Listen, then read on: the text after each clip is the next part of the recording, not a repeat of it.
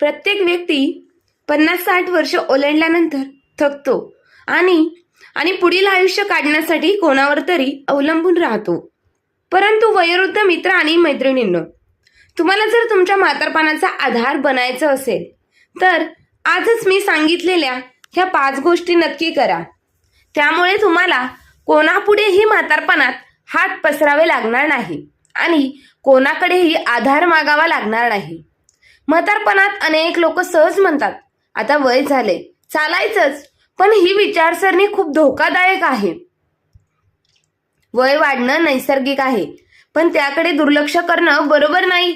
दररोज थोडंसं थंड चालणं, शरीराला योग्य असा व्यायाम करणं, हलका आणि संतुलित आहार घेणं आणि वेळेवर वैद्यकीय तपासण्या करणं, ही सगळी छोटी सवयी आयुष्यात खूप मोठा फरक करू शकतात.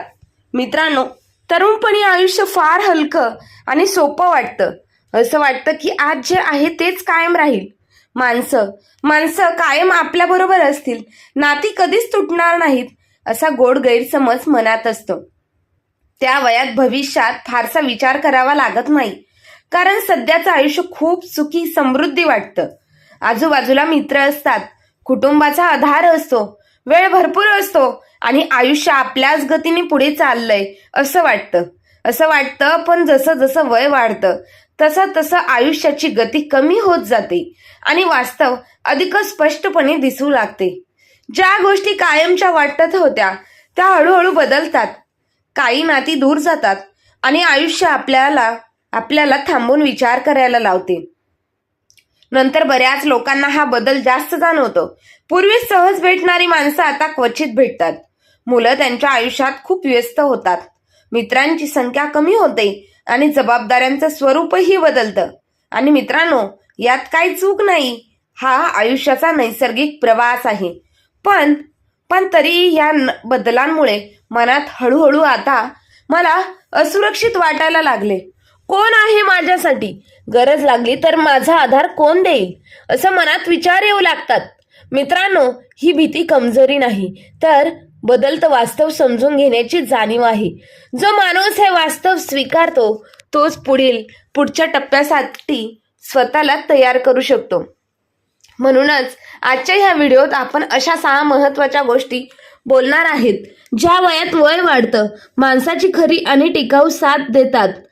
याचा अर्थ कुटुंब आणि नाती किंवा लोक दूर जातात असा नाही, तर स्वतः आतून मजबूत होणं, स्वतःवर विश्वास ठेवणं आणि स्वतःच्याच पायांवर उभं राहणं. होय, उभं राहणं म्हणजे खऱ्या अर्थाने ध्येय असणं. जेव्हा तुम्ही हे 6 स्तंभ नीट समजून घेता आणि ते तुमच्या आयुष्यात लागू करता, तेव्हा परिस्थिती कशीही असो, एकटेपणा, असहाय्यता किंवा भीती, ती कधीच तुम्हाला कमकुवत करू शकत नाही.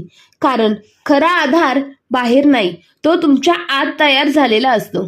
मित्रांनो, आयुष्यात बऱ्याच गोष्टी पुन्हा मिळवता येतात. पैसा गमावला तर तो परत कमवू शकतो. नात्यांमध्ये दुरावा आला तर तो संवादाने दुरुस्त करू शकतो. पण एकदा शरीराने साथ सोडली की ते पुन्हा पूर्वीसारखं होणं फार कठीण होतं. 50 नंतर शरीर काम करणं थांबतं, पण त्याची गरज बदलते. त्याला जास्त लक्ष, जास्त काळजी आणि जास्त समजून घेणं लागतं. जेव्हा शरीर साथ देतं तेव्हा माणूस स्वतः स्वतंत्र अनुभवू शकतो. इतरांवर अवलंबून न राहता स्वतःचं आयुष्य जगण्याचं समाधान मिळतं. बहुतेक लोक ह्या वयात सहज सांगतात, आता वय झालंय, चालायचंच. पण ही विचारसरणी सगळ्यात मोठी धोका देणारी असते. वय येणं नैसर्गिक आहे, पण त्याच्याकडे दुर्लक्ष करणं गरजेचं नाही. दररोज थोडं चालणं, शरीराला साजेसा व्यायाम करणं, पचायला हलका आणि संतुलित आहार घेणं, तसंच वेळेवर वैद्यकीय तपासण्या करणं, हे सगळं लहान छोटं मोठं महत्त्वाचं काम आहे. मोठ्या गोष्टी आयुष्यात खूप मोठा बदल घडून आणू शकतात. शरीर ही तुमची वैयक्तिक जबाबदारी आहे. त्याची काळजी दुसरं कोणीही तुमच्या वतीने घेऊ शकत नाही. तुम्हालाच तुमची काळजी घ्यायची आहे असं मानणं खूप गरजेचं आहे. शरीर निरोगी असेल तर आयुष्यातील बाकी गोष्टींचा खरा आनंद घेता येतो. आरोग्य नसेल तर पैसा, नाते, वेळ याचा काही उपयोग होत नाही. आज आरोग्याकडे दुर्लक्ष केलं तर उद्या तुमच्या स्वातंत्र्यावर मर्यादा येऊ शकतात. म्हणूनच शारीरिक आरोग्य हा एक मोठा आणि महत्त्वाचा आधारस्तंभ आहे.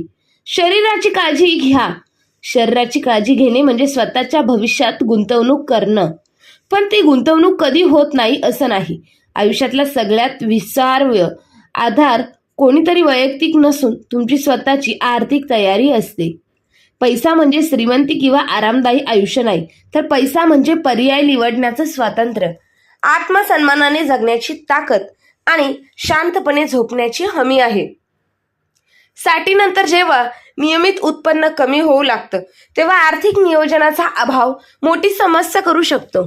त्यामुळे आता काय करायचं हा प्रश्न मनाला सतावत असतो, अस्वस्थ करतो आणि ही अस्वस्थता पैशांपेक्षा जास्त त्रासदायक असतात. बरेच लोक म्हणतात असं विचारतात की आपली मुलं आहेत ना, गरज पडली तर त्यांची नक्की काळजी करतील. भावना चुकीची नाही, पण वास्तव वेगळं असतं. आजकालची तरुण पिढी स्वतःच्या आयुष्यात खूप संघर्ष करत असते.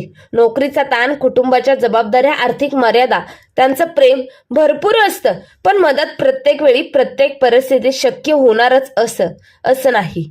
म्हणूनच आर्थिक स्वावलंबन ही कोणतीही लक्झरी किंवा स्वार्थी भूमिका नाही, तर स्वतःसाठी आणि कुटुंबासाठी घेतलेली शहाणी जबाबदारी आहे. आर्थिक स्थैर्य म्हणजे कोट्यावधींचा बँक बॅलन्स असणं महत्वाचं नाही, पण अचानक येणाऱ्या आपत्कालीन परिस्थितीला घाबरून न जाता सामना करण्याची तयारी असणं गरजेचं आहे. नियमित खर्चाचं योग्य नियोजन करणं, अनावश्यक खर्च टाळणं, सुरक्षित आणि समजून घेतलेली गुंतवणूक करणं आणि उद्याची काळजी आजच घेणं, ह्या सगळ्या छोट्या पण महत्वाच्या गोष्टी म्हणूनच तुमचं एक मजबूत पायाभूत आधार तयार करतात. जेव्हा आर्थिक पाया ठाम असतो तेव्हा आयुष्याच्या कुठल्याही टप्प्यावर तुम्ही अधिक आत्मविश्वासाने आणि शांतपणे पुढे जाऊ शकता. मित्रांनो, 60 नंतर आयुष्य बाहेरून पाहिलं तर ते अधिक शांत वाटू लागतं, पण आतून ते अधिक संवेदनशील होत जातं. ह्या टप्प्यावर नुकसान, बदल आणि एकटेपणाची भावना जास्त स्पष्ट होते. जवळची माणसं दूर जातात, कायमची निघून जातात आणि आयुष्य पूर्वीसारखं राहत नाही. ह्या सगळ्या बदलांना सामोरं जाण्यासाठी फक्त बाहेरचा आधार पुरेसा नसतो, त्यासाठी आतून मजबूत असणं गरजेचं असतं. कारण प्रत्येक वेळेस कुणावर तरी अवलंबून राहणं शक्य नसतं. म्हणूनच स्वतःशी दृढ, स्वतःच्या विश्वासाचं नातं असणं खूप महत्वाचं असतं. भावनिक मजबूती म्हणजे वेदना लपवणं किंवा नेहमी खंबीर दिसण्याचा प्रयत्न करणं नाही, तर उलट आपल्या भावना ओळखणं, त्या समजून घेणं आणि स्वीकारणं ही खरी मजबूती असते. दुःख, राग, भीती किंवा निराशा येणं चुकीचं नाही. त्यांना दाबून ठेवण्याऐवजी योग्य पद्धतीने व्यक्त करणं गरजेचं असतं. कोणासाठी लेखन उपयुक्त ठरतं, कोणासाठी ध्यान किंवा प्रार्थना, तर कोणासाठी विश्वासू व्यक्तीशी बोलणं किंवा प्रोफेशनल मदत घेणं. जे काही मनाला हलकं करेल ते स्वीकारायला काही लाज नाही. जेव्हा तुम्ही स्वतःच्या भावना समजून घेऊन स्वतःच्या सोबत उभं राहायला शिकता तेव्हा आयुष्य किती बदलतं तरी तुम्ही आतून कोसळत नाही. बाहेरची परिस्थिती अनिश्चित असली तरी आतली स्थिरता तुम्हाला टिकून ठेवेल. भावनिक दृढता हा असा आधार आहे जो काळाच्या कसोटीवर टिकतो, उद्याच्या तुलनेत कमी होत नाही, उलट आणखी मजबूत होत जातो. आणि एकदा हा आधार तयार झाला की आयुष्याच्या कुठल्याही टप्प्यावर स्वतःला एवढे किंवा एकटे कमकुवत वाटणं नाही. वय वाढल्यावर हळूहळू पण खोलवर परिणाम करणारी गोष्ट म्हणजे सामाजिक परंतु कमी होते. सुरुवातीला ते फारसं जाणवत नाही, पण वेळ जसा जसा पुढे जातो तसा वयोवृद्ध येतं तेव्हा लक्षात येतं की पूर्वीसारखी गर्दी, गप्पा आणि सहज भेटी आता राहिलेल्या नाहीत. मित्र आपल्या आयुष्यात व्यस्त होतात, काही नाती दूर जातात आणि अनोळखी संख्या हळूहळू कमी होत जाते. अशा वेळी एकटेपणा आपोआप वाढू लागतो. पण मित्रांनो, माणूस हा मूळचा सामाजिक प्राणी आहे. संवाद, सहवास आणि आपुलकीशिवाय तो आतून रिकामा आणि कोरडा होतो. कुटुंबाचं आयुष्यातलं स्थान खूप महत्वाचं असतं, पण फक्त कुटुंबावर भावनिकरित्या अवलंबून राहणं कधी धोकादायक ठरू शकतं. कारण प्रत्येकाचं आयुष्य वेगळं असतं, जबाबदाऱ्या वेगळ्या असतात. त्यामुळे मित्र, शेजारी, विविध गट किंवा छंद, सामाजिककरण हे सगळं घट्ट मिळून आयुष्यातला वेगळाच रंग देतात. कोणाशी मनमोकळेपणाने 2 शब्द बोलणं, एखाद्या गटात असणं किंवा कोणाचं तरी मन लावून ऐकून घेणं हे सगळं फार गरजेचं असतं. सोप्या गोष्टी मानसिक आरोग्यासाठी औषधासारख्या काम करतात. म्हणून आजच स्वतःला एक प्रामाणिक प्रश्न विचारा, माझ्या आयुष्यात असे लोक आहेत का ज्यांच्या समोर मला नकळतपणा घालवावा लागत नाही, ज्यांच्यासोबत मी खरी खरी मीच असतो?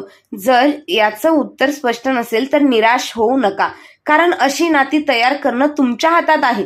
नवीन लोकांना भेटणं, गप्पा सुरू करणं आणि नात्यांना वेळ देणं, यातूनच मजबूत सामाजिक संबंध तयार होतात.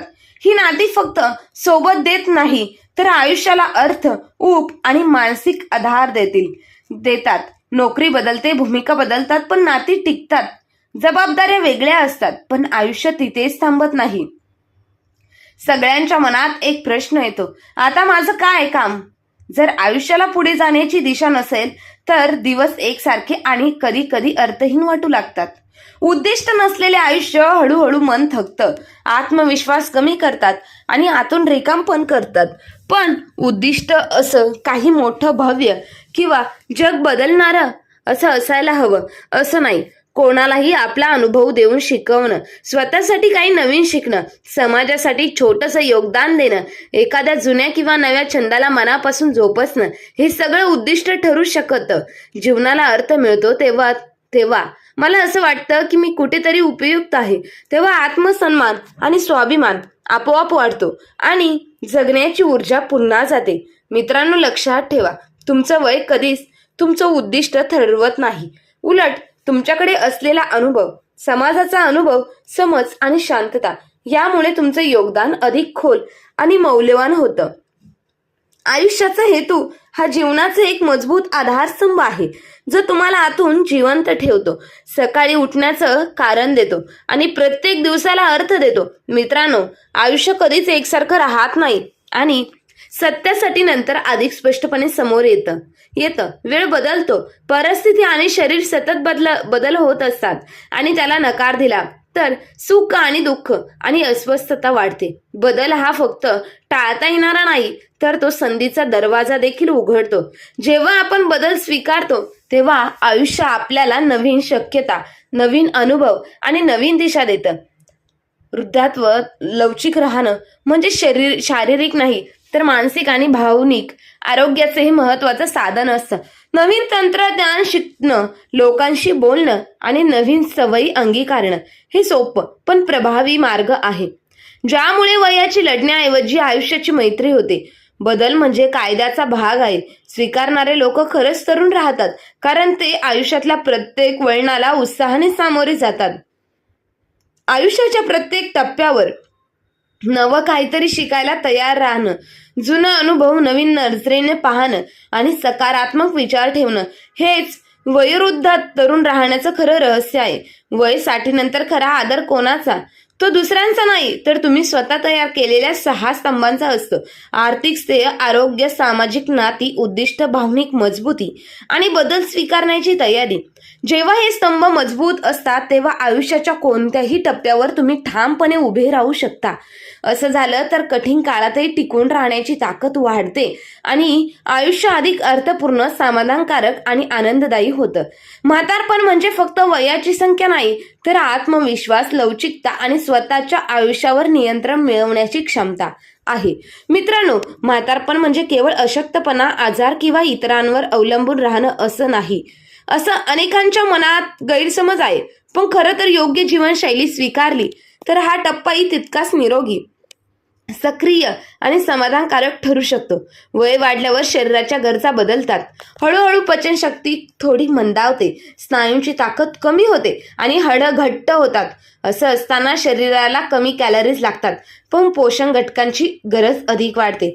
त्यामुळे जे काही खाताय ते सकस, संतुलित आणि पौष्टिकदृष्ट्या भरलेलं असणं खूप महत्वाचं असतं. योग्य आहारामुळे शरीराला आवश्यक ऊर्जा मिळते, रोग प्रतिकारक शक्ती टिकून राहते आणि रोजच्या कामांमध्ये ताकद कमी होत नाही. रोजच्या आहारात ताजी फळं, हिरव्या पालेभाज्या, डाळी, कडधान्य, दूध आणि दुग्धजन्य पदार्थांचा समावेश केल्यास शरीराला चांगलं पोषण मिळतं. आवश्यक जीवनसत्व, खनिज आणि फायबर नीट प्रमाणात मिळतात. फायबरचा आहार घेतल्याने पचन व्यवस्थित होते, बुद्धीलाही फायदा होतो आणि कुष्ठतेसारख्या त्रासांपासून आराम मिळतो. आतड्यांचं आरोग्यही चांगलं राहतं. तसंच कॅल्शियम आणि प्रथिनांमुळे हाडं मजबूत राहतात. स्नायूंची झीज कमी होते आणि हालचालींमध्ये स्थिरता येते. त्याचबरोबर साखर, मीठ आणि जास्त तेलकट पदार्थ कमी खाल्ल्यास मधुमेह, उच्च रक्तदाब आणि हृदयाच्या आजारांचा धोका खूप कमी होतो. त्यामुळे म्हातारपणात अधिक सुरक्षित, स्वावलंबी आणि आनंदाने जीवन जगता येतं. मित्रांनो, निरोगी आणि तंदुरुस्त म्हातारपणासाठी थोडा हलकासा व्यायाम करणं खूप गरजेचं आहे. दररोज किमान 30 मिनिटं चालायचं जाऊन थोडं योगासन, प्राणायाम किंवा स्ट्रेचिंग केल्यास शरीर लवचिक राहतं आणि रक्ताभिसरणही सुधारतं. व्यायामामुळे स्नायू मजबूत होतात, सांधेदुखी कमी होते आणि चांगला आहार घेतल्याने पडण्याचा धोकाही कमी होतो. विशेषतः वय वाढल्यावर पडल्यामुळे फ्रॅक्चर होण्याचा धोका जास्त असतो. त्यामुळे शरीर हलकं फुलकं आणि सक्रिय ठेवणं फार महत्त्वाचं आहे. व्यायामाचा आणि एक मोठा फायदा होतो तो मानसिक ताणतणाव कमी करतो आणि मन प्रसन्न ठेवतो. परिणाम एकूणच आरोग्यावर होतो. वय वाढल्यावर नियमित आरोग्य तपासणीला दुर्लक्ष करणं फार मोठं धोकादायक ठरू शकतं. विशेषतः 60च्या वयात शरीरात अनेक बदल हळूहळू होत असतात आणि त्यांची त्वरित जाणीवही होत नाही. म्हणून 60 वर्षांच्या नंतर दर 6 महिन्यांनी रक्तदाब, रक्तातील साखर, ब्लड शुगर, कोलेस्ट्रॉल यांसारख्या मूलभूत तपासण्या करणं फार गरजेचं आहे.